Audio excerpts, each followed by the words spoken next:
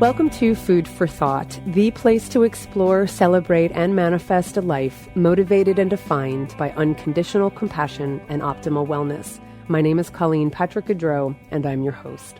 I'm the author of several books on living healthfully and compassionately, and you can learn more about who I am and what I do by visiting my website, joyfulvegan.com.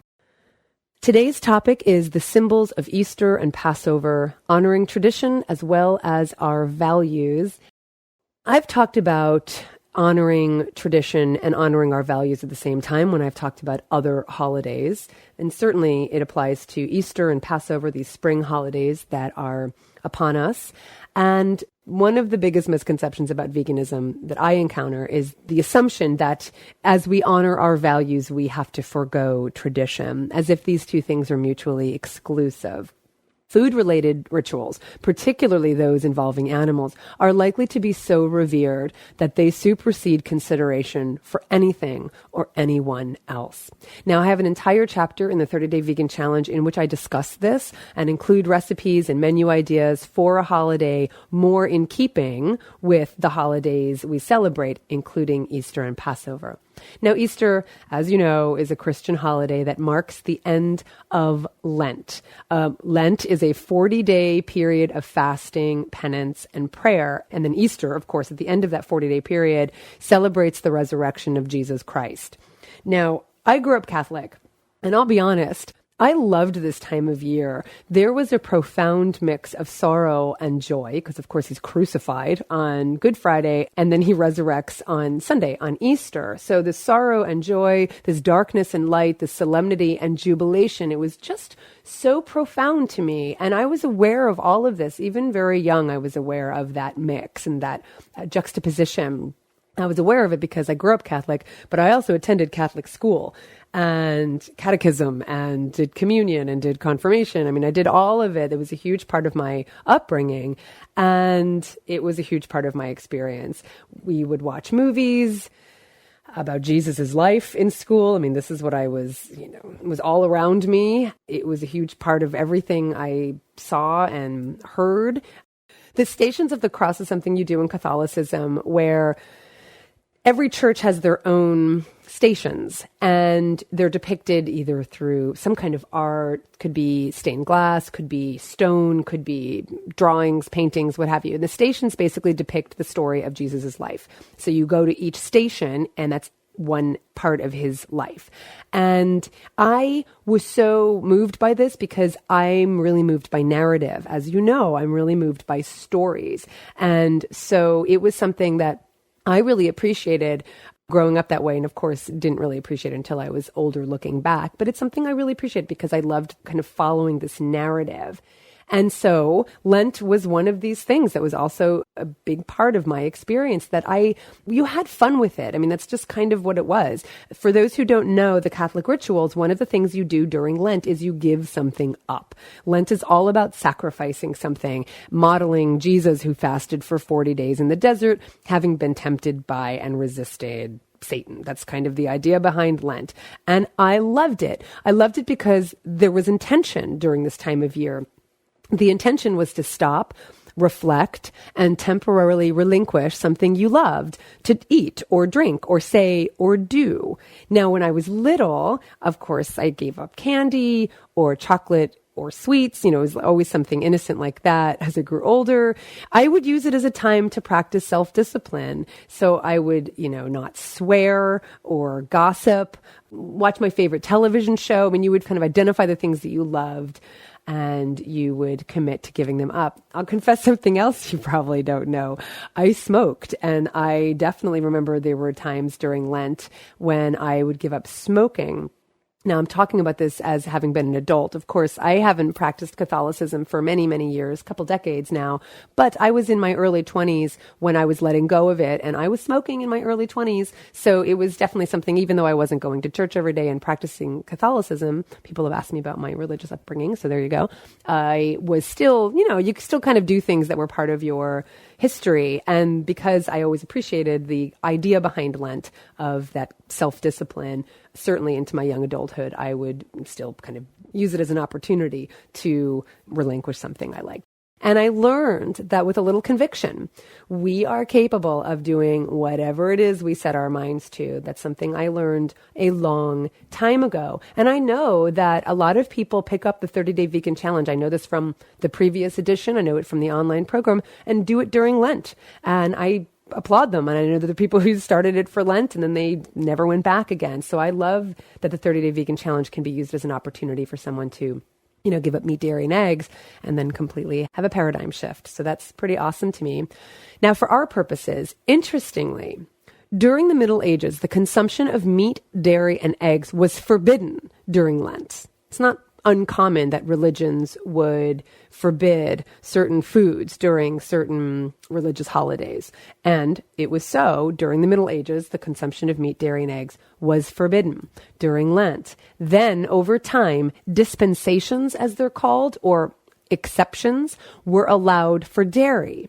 And so that too became acceptable to eat during this fasting time. Eventually, eggs were allowed, and so they too became part of the fast. Okay, you can see that the options are expanding, kind of losing the whole point of the fast and the relinquishment of things you love. So although the original doctrine was to not eat animal products at all during the 40 days between Ash Wednesday, which is the beginning of Lent, and Good Friday, which is the Friday before Easter, marking Jesus's, it was when he was crucified. That was Good Friday. So that's when those 40 days were supposed to take place. By the time I was growing up, obviously not in the Middle Ages, I'm not that old, we had to abstain only on Fridays. We had to abstain from eating animal flesh only on Fridays, and fish was acceptable. So land animal flesh, only abstain on Fridays, but you can have the flesh of aquatic animals. So the original idea was for Catholics to abstain from consuming flesh every Friday throughout the year. That was originally what the Pope decreed, that Catholics would abstain from consuming animal flesh every Friday throughout the year. And then during Lent, meat, dairy, and eggs during that 40-day period. Then it became that you don't have to abstain from meat, dairy, and eggs during Lent, and you just abstain from consuming animal flesh on Fridays during Lent. That was it. And fish is okay, and dairy is okay, and eggs are okay. Now, if a special occasion or holiday, such as a wedding, falls on a Friday, that Friday during Lent when you're supposed to abstain from consuming animal flesh, you're exempt. You can eat meat. In fact, here is what AmericanCatholic.org has to say about the rules for abstinence during Lent. And I quote, "Abstinence does not include meat juices and liquid foods made from meat. Thus, such foods as chicken broth, consommé, soups cooked or flavored with meat, meat gravies or sauces, as well as seasonings or condiments made from animal fat are not forbidden. So it is permissible to use margarine and lard," and margarine they're referring to as an animal product here, "even baking drippings, which contain little bits of meat, may be poured over lettuce as seasoning." End quote. And we wonder why people think abstaining from animal products means having bits of animal products when it's convenient. Although some Orthodox Christians still follow the earlier teachings to abstain from animal products altogether, clearly the bar is kept pretty low in terms of what is required of people. And that's what I have a problem with. I'm not reading all of this to mock the Catholic Church. I'm reading this as an example of clearly they've received pushback over the years as we just want our meat and dairy and eggs. And we want it all. And so the Catholic Church is, kind of kowtowing to that and trying to be flexible to say, it's okay. You can have this. It's okay if you have bacon in the salad, just don't have a big piece of bacon. I mean, but little bits of bacon's okay. So the problem I have with that is that it just keeps the bar so low. And my discussion here is to illustrate what I have said in the past about how we pick and choose the traditions we want to uphold. We justify the consumption of turkeys on Thanksgiving or eggs at Easter and meat during Lent on the grounds of tradition, even though it doesn't really hold up. To authentically honor the traditions of this Christian holiday would mean to abstain from meat, dairy, and eggs entirely during Lent. But rules have been relaxed to suit people's modern tastes and desires. That makes sense? So when we talk about tradition, one of the questions we have to ask is, at what point in history? Like, what are we trying to adhere to? When? At what rule? Which tradition? When? During what century? During what decade? Because we change things all the time, and this is an illustration of that. Now, the Easter eggs we boiled and colored as children represented something so much deeper, right? I mean, the idea around eggs being part of Easter, it's really because it's really more about spring that kind of came from a lot of pagan holidays and pagan rituals with celebrating spring and rebirth. And eggs really are the perfect embodiment of the hope that after death comes life, that after winter comes spring, that after despair comes hope itself. And that's the point. The egg is the symbol of these ideas. But we have come to put more weight on the symbol rather than on its meaning. And for the hens whose reproductive cycles are exploited for this symbol, there is no life. There is no hope. Individual Americans consume about 250 chickens' eggs each year. And to keep this consumption steady, the egg industry currently confines over 290 million hens, with ad campaigns romantically touting the nutritional benefits of what the egg industry calls nature's perfect food. Egg consumption is on the rise. And as you know, labels such as organic and cage-free and free-range are effective marketing terms, but they mean very little to the birds themselves. Like all females, including humans, the reproductive cycles of hens slow down over time, and eventually hens stop producing eggs, just like humans. No longer valuable to the egg industry, all unproductive hens are then sold to the meat industry, and they're killed to be used for lower grade products such as canned soup or frozen pot pie. And most birds in operations labeled humane, quote unquote, are still confined and crowded indoors. Many are debeaked, and most come from the same hatcheries that kill over 250 million newly hatched male chicks each year in ways that make horror movies seem like romantic comedies. Males are killed upon birth, of course, because they don't have eggs. It doesn't make economic sense to feed animals who will not produce anything in return. Of course, nobody wants roosters. They're not kept and raised for meat. A lot of people think, well, why don't they just use them for meat? Because through selective breeding, egg-laying breeds are created for the purpose of high egg production, not fast flesh growth that is valued in the meat industry. Male chicks are ground up and used as fertilizer, as food for other livestock, or as filler for dog and cat food. This is all very different from what we envisioned the spring holiday to be about. But how can we experience the meaning of this holiday without compromising our values? Most of us grew up, coloring eggs, hiding eggs, and we do that with our children today. How can we still honor this holiday, the religious holiday of Lent and Easter, the celebration of spring? How do we do that without compromising our values?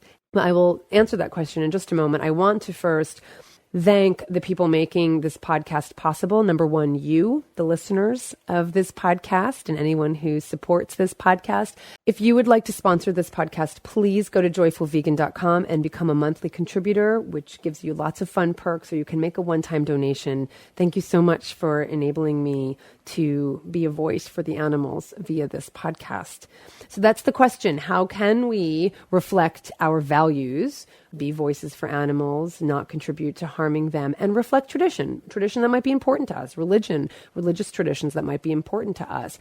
Well, first of all, the egg itself, as I said, really is a beautiful symbol of life, signifying the life that comes from female eggs, including human eggs, right? We just don't have to commodify them or eat them to honor this symbol. So we can still use the egg as a symbol for life and birth and hope, which means we can paint wooden or ceramic or paper mache eggs that can be cherished each year as decoration. I love that, because then you're using it over and over again each year, especially if kids are involved in making these as something you can hang on the tree or just hang in the house or put on the refrigerator or what have you. But we can still use that symbol, and because it is a beautiful symbol, without hurting anybody. We can fill plastic eggs with treats for children and hide them for Easter egg hunts. I used to love Easter egg hunts. You don't have to stop doing Easter egg hunts. You don't have to stop putting pennies or treats in little plastic eggs and hide them during Easter egg hunts.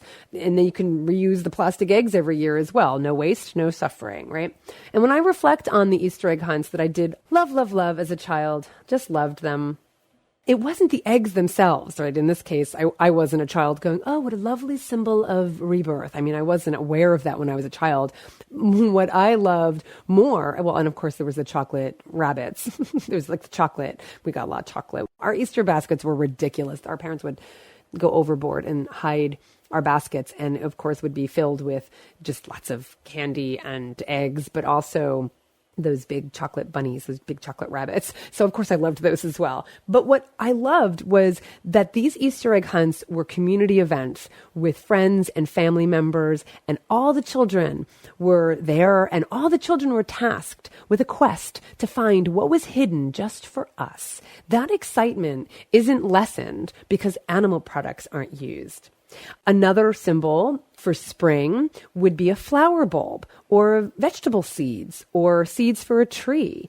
And in fact, they're more than just a symbol, right? Because they really do hold and deliver the promise of a flower or vegetables or leaves or fruit, right? They really are more than a symbol because they really do blossom into something living again and again every year. What better way for our children to understand the processes of nature that with tenderness, attention, and water, there is a beautiful and even edible outcome.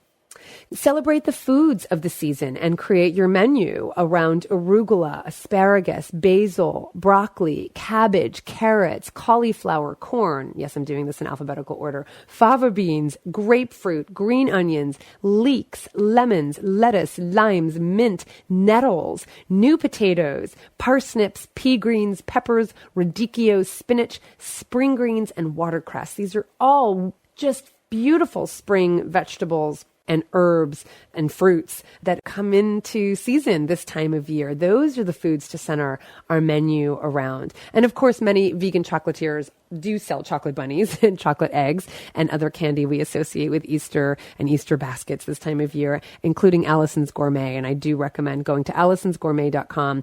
They have the most delicious chocolates, and they being Allison. She just does amazing work, and she's got brownies and fudge and cookies and confections throughout the year, and I just adore her food. It's really fantastic. So she does have the chocolate rabbits you can get, and you have time to get them, and I think you'll love them. Now, of course, Easter and Lent are not the only religious observances that fall in the beginning of spring.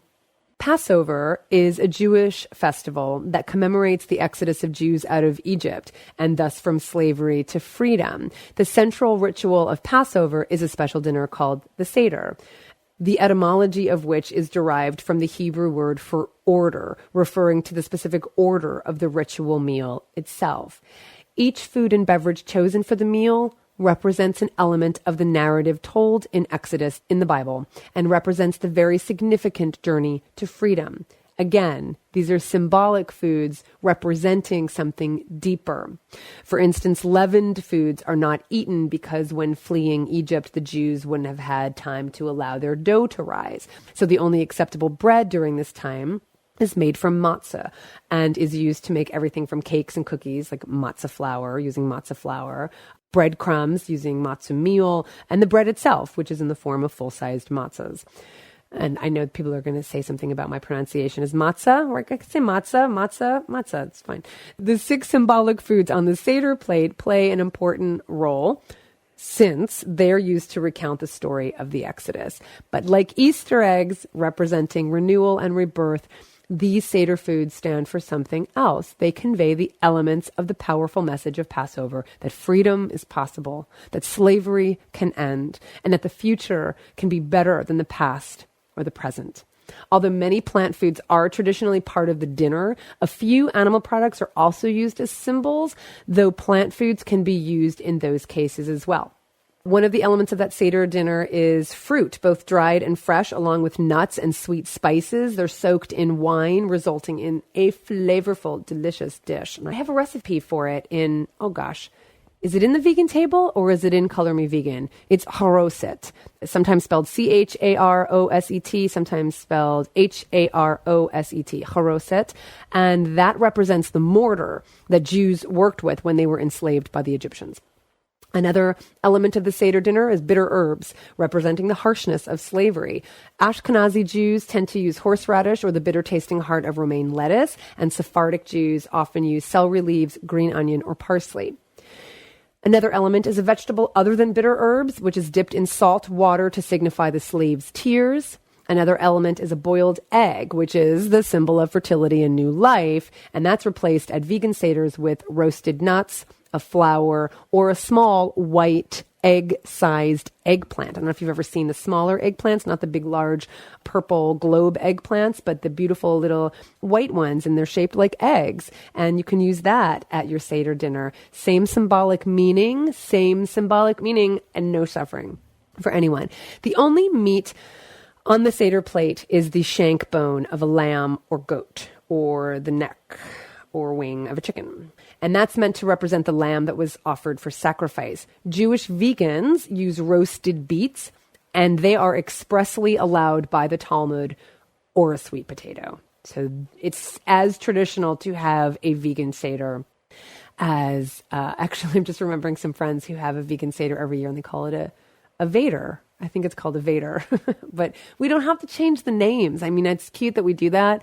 It really is, because it, gives weight to the fact that it's a vegan Seder, but it's just as traditional to have a Seder that's vegan as it is to have a Seder that's not. And that's what I'm really trying to get across here. I mean, what better way to celebrate the freedom from slavery than to use symbols that don't merely convey compassion, freedom, and liberation, but that actually are products of compassion, freedom, and liberation, i.e. plants. Certainly the animals themselves, the victims of our appetites, would have us include them in our circle of compassion. Like us, they want to live. If they have wings, they want to fly. If they have legs, they want to walk. If they have voices, they want to communicate. If they have offspring, they want to nurture them.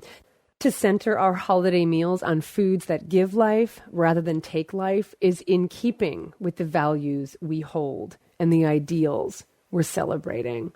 With a little creativity and a lot of sensitivity, we will find that we can indeed adhere to traditions while honoring our values. We need not sacrifice one for the other. And in fact, nothing need be sacrificed to enjoy these holidays. Not the fun of the quest, not the expression of creativity, not the celebration of freedom, not the building of community, and not the animals themselves.